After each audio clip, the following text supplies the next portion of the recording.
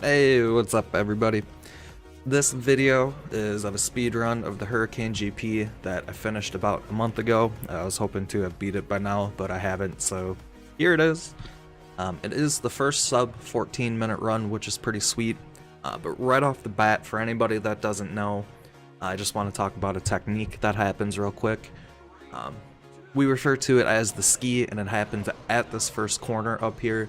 And basically what it does is you turn a certain way on the water and it gives you a little speed boost, so it makes you faster. But yeah, that's really what I wanted to talk about right away there. What I'm planning to do with this video is just kind of give a breakdown of things that I'm doing, things that I'm looking for in this run, try to give a little more in-depth. Like right here, if I'm trying to PB on this track, I stay to the left and jump that way, but I like to get that boost so that if I miss this boost that I just got, it makes it a little easier to continue the run.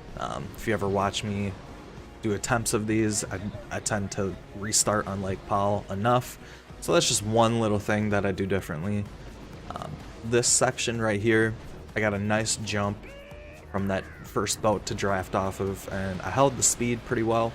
Could be a little faster, but that's okay. Through this section, what I'm looking for is I'm trying to jump on the back of the waves because it gives you a little boost. That first jump, I hit the ceiling and it was kind of rough, but hey, it's whatever. Now right here, you can kind of get a mini ski around that left corner, but I did bonk the wall, so it did slow me down a little bit. This section is kind of the same thing as the other downhill section. I'm looking to jump on the back of these little sections here, or little waves here. Just gives you a speed boost. Wasn't the cleanest of finishes on Lake Powell, but as you can see with the splits, it's a decent time. I'm saving a quarter of a second off the start, so it's not, you know, you can ask for better, but you don't really want to expect any better. Now the split on Asgard that I'm running against, for me at least, it should be a time save, so that is my mindset going into this. Is if I have a clean track right now, I'm gonna save a little time, which is awesome going into Monster Island, because that Monster Island time is pretty strong. I had a little bonk there, but the way that I did it doesn't cost too much time. This section kind of sucks because the entry into that little tunnel can really mess you up. Here I got lucky with this boat to draft off of because it gives you a huge speed boost. And if you jump right, you can pretty much keep your line straight up until this point. I did land on that boat back there, so it did slow me down and kind of threw me off until right here. You can get to 240 real simply off this jump, and then if you land correctly, which I pretty much did, you can keep it through that bounce, and then you ski to that ramp, and then you just kind of want to keep jumping. For anybody that doesn't know and is watching this and is like, dude, why are you jumping in the air so much and turning to the side? There's a mechanic in the game that allows you to gain speed in the air if you turn your boat 45 degrees. All top level players do it. It's kind of a strange mechanic to have, but it's actually really awesome to try to string together skips and stuff. And on this section, your first jump down, if you land right, you can get to max speed and you can basically hold it through the finish line. I did not do it here, but it still was enough to save time on this split. So now we're going into Monster Island, up over 2 seconds, which is beautiful because, like I said before, I'm expecting to lose a lot of time coming into Monster Island, just because Monster Island is a track more so than others that is very punishing for small, simple mistakes. It's all about maintaining your speed, and like I said, just one little mistake can cost you a second, so it's very tough to have a decent time when you're doing a run like this. So me seeing 2 seconds going, or 2 seconds being up going into this track, it's like a relief. It's like, all right, man, I know I can mess up a little bit. You know, obviously that's not what I'm trying to do, but it's just like a little cushion. So yeah, really on this track, what you're trying to do is maintain most speed. This section, you can do what I did there, but if you do it, the hitbox of that shack does stick up a little higher than what it looks, and you can get caught on it, and it really can mess you up sometimes, so you do want to play that safe.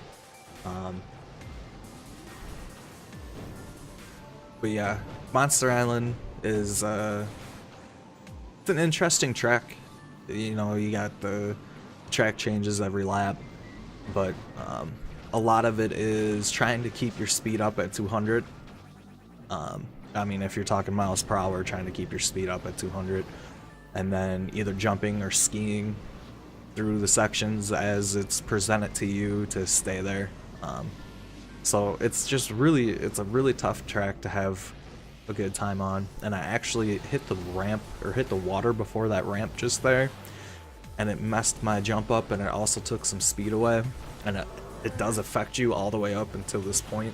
So that's, like I'm saying before, it's a really punishing track, because it's like one little mistake and you lose speed for a very long time. Here I lucked out and got this boat to draft off of, and on the third lap, that's a huge thing. But I did not do a good job of coming through the whirlpool section, because if I hadn't hit that wall or the ceiling, my time probably would have been a second faster maybe, so I probably could have PB'd.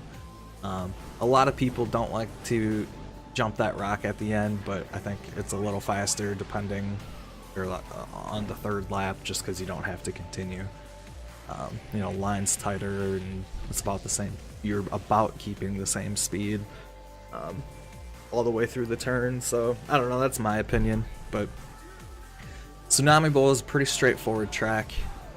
It kind of is another one of those little mistakes, can be very punishing. But I ski around that first ramp just to be a little faster, and you know, I really don't have too much to say about this track. The 1:48.3 is a decent time. There's a little possibility of time save there. And I guess for anybody that's confused about the timer too, I can talk about that right now. Where it says previous segment, that means that on Monster Island, in this specific run, based against the time that I had, like the 2:22.96, I lost 0.09 seconds. Possible time save is talking about Tsunami Bowl, and that's my split in the run based on my actual PB on the track. So unless I beat my PB, there's a time save available of 1.77 seconds. Previous segment best has to do with how far I was on the last track away from my PB. So on Monster Island, I was 0.36 off. And best possible time is a changing value that it's basically taking my time, the 5:33.77, and adding all of my PB times up, so that, like, right now, if I were to PB or match my PBs on all the other tracks, I'd run a 13:51.08. So I hope I wasn't too confusing with that, but it got me through talking about Tsunami Bowl, so you know, there's that. It did end up saving a good amount of time, and Lost Babylon is a run killer. There's a super shortcut that I'll talk about when we get there, but it saves about 2 seconds, and on a run like this, it can be the ender. And I'm not very consistent on this track, so you mix those two things together, it can be very bad for runs. So when I see this 3.16 seconds ahead, I'm coming into this like, awesome, man. If I can get out of this track alive, I know that I have a shot to break my record in this run, and that's a really good feeling. So far it's been pretty clean, just little minor mistakes. This jump, if you hit right here, you can get straight to 240, and then you jump again like I did, and you can hold it pretty far so you can go faster than what I'm doing right now. Here's the super shortcut. I played it really safe just because I wanted to hit it, so I probably lost a little speed by the way that I did it. But, you know, I'm not trying to set a record on this track, I'm trying to set a record on this run, so I guess the way you could look at it is it's not a sprint, it's a marathon, so I'm making sacrifices as I'm going. This section I did very poorly. I had to brake and slow down and just so I didn't crash, but I do get a nice fling off the whirlpool here. I missed the jump, so I wanted to jump off that first little wake to continue skipping, but hey, it's whatever. And the time on Babylon that I was running against is really strong for me, so I'm also expecting to lose time on top of everything else that I was talking about before. So to be 1.7 seconds up going into Paris Sewers, I'm feeling really good. I'm like, hey man, this run is alive, you know, so this has a chance to be the first 14 or sub 14 minute run, and that's just awesome. Paris Sewers, I kind of had a lapse right here. The strat that I tried to do that I bailed out on is what I do in Gauntlet. In race mode, I typically try to draft that first boat all the way off the ledge and then do my thing. But even with that, the 2:10.75 that I'm running against is not that strong. It's not that good for me. So I'm looking at it as I should be saving time, and as you can see, the possible time save too is 2.76 seconds, which is probably one of the bigger ones in the run. But through the section coming up where you drop down and everything, and I did a really bad job. That bonk throws off everything, so I kind of just tried to make do with what I had, get the most speed. I wanted that boost, but I missed it. But that section that you drop down, you can do it where you hit the gear in a way that it pushes you down, so you catch the whirlpool after that section in a way that you can just fling out of it, and then it helps you maintain your speed a lot longer, so it's a little faster than what I've done so far. Here too, this police boat that comes up, if you're on the right line and you jump at the right time, you can use it to give you a little boost, and that's awesome. But yeah, here, that's the gear I'm talking about that I just tried to jump up and hit, but I missed. I did a little backup strat. If you hit the water right on the whirlpool, you can force a wheelie, and it just helps you be a little faster when you mess up. But overall, minus that one big bonk on the start of the second lap, Paris Sewers was pretty clean. You know, and like I said, I'm expecting a time save, and that's what happened. So can't ask for too much more than that.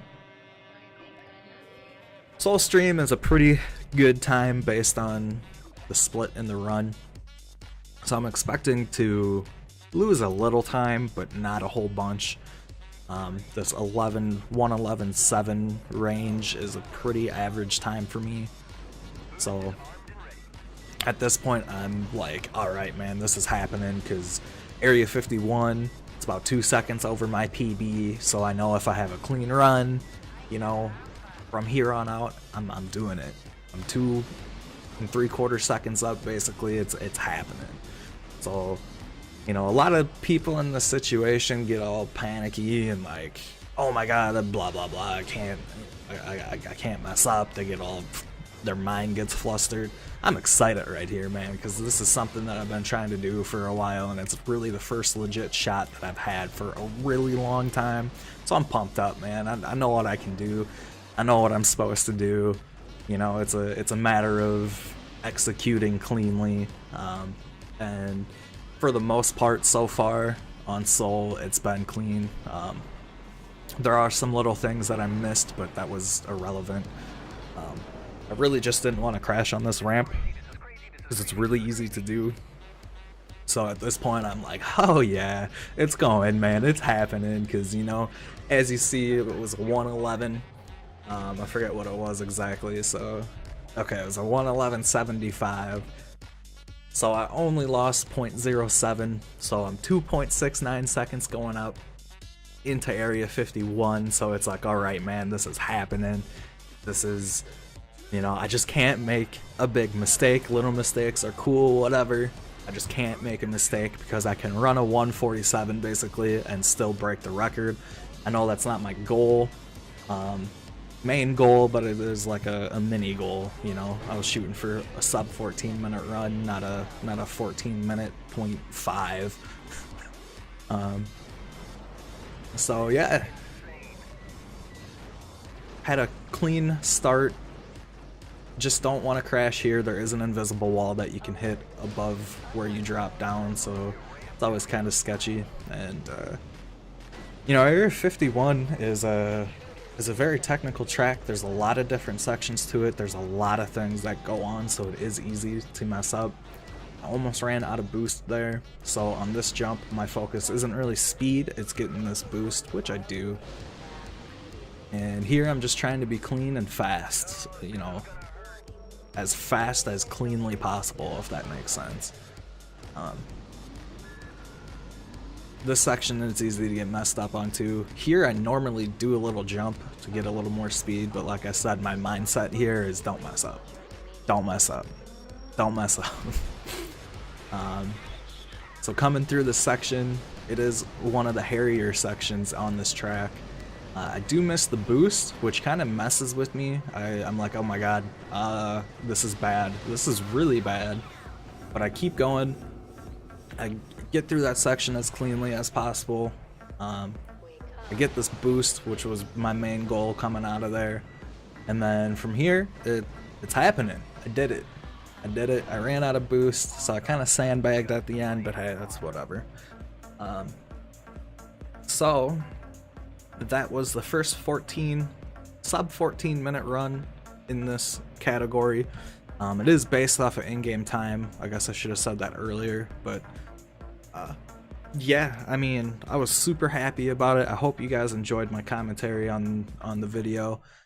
Just something a little different that I was trying out this time, but since it all stopped, I guess I'll stop too. So just let me know what you think. I hope I shed some insight into, you know, maybe a little more in depth. I know I kind of just started rambling at the end, but hey, that's whatever. Hope you're doing well. Hope everything's alright. Hope you're doing good. See you later.